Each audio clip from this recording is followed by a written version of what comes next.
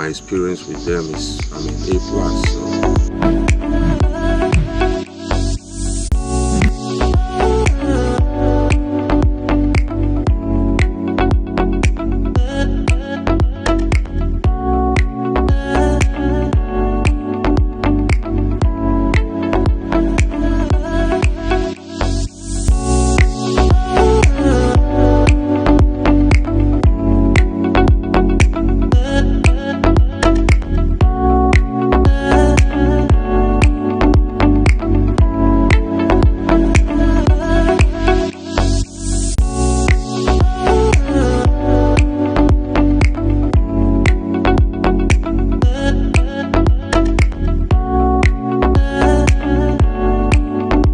I like the way they work. They give us 1 week and then they were able to finish before a week. So overall they are good.